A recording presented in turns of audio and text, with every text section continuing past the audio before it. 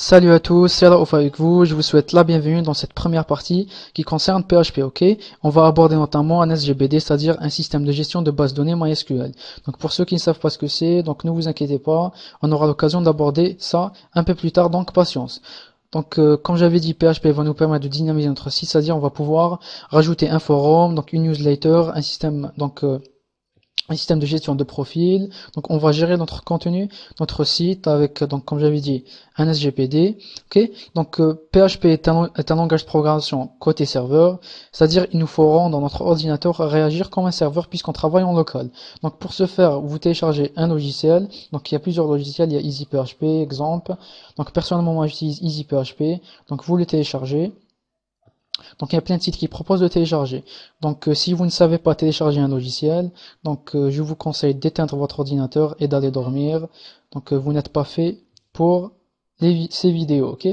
Donc après que vous l'ayez téléchargé, donc ici je ferme, non, je ferme mon notepad, ok? Donc vous allez donc dans démarrer et vous l'exécutez.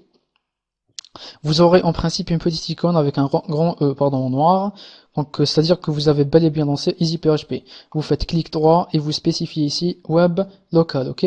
Et on voit très bien ici, donc aucun fichier n'apparaît. Donc c'est vide, ok? Donc parce que on a créé aucun fichier PHP. Donc c'est ce qu'on va faire ici tout de suite. Donc on ouvre notre éditeur de texte.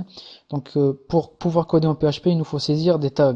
Donc ici le signe inférieur, point d'interrogation, vous tapez ici PHP. Et vous fermez votre tag avec un point d'interrogation et le signe supérieur. Donc tout notre code PHP va se trouver entre ces deux tags. Donc si on vire ces tags, ça ne va pas marcher. Okay. Donc quand on apprend un langage de programmation, on nous apprend de suite à afficher du texte à l'écran. Donc c'est ce qu'on va faire. Donc pour afficher du texte à l'écran avec PHP, vous saisissez la fonction echo. Echo, donc double cote et point virgule. Le point virgule, n'oubliez pas, sinon ça marche pas. Et donc ici, on va saisir le contenu de notre texte. Je vais dire ici salut le monde. Ok, CTRL S, ou vous faites ici fichier enregistré sous, et on va spécifier ici le nom de notre fichier. Donc avant de faire ça, je vais vous expliquer une chose super importante. Donc vous allez localiser EasyPHP, donc moi je l'ai enregistré dans le C, Programme File, et vous cherchez EasyPHP, et vous enregistrez votre fichier PHP dans le dossier www, ok. On ouvre, on voit ici qu'il est vide, on va enregistrer un nouveau fichier à l'intérieur, donc je vais l'appeler ici index.php, ok. Et on voit très bien notre code a été colorié, c'est-à-dire il a détecté parfaitement le PHP. On va faire ici un petit check, j'actualise.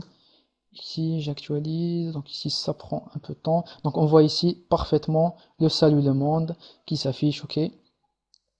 Donc je crois que j'ai fait le tour de mon intro. Donc si vous avez des questions, vous rencontrez un problème avec EasyPHP ou avec d'autres logiciels comme exemple, donc envoyez-moi un mail, on va voir tout ça ensemble.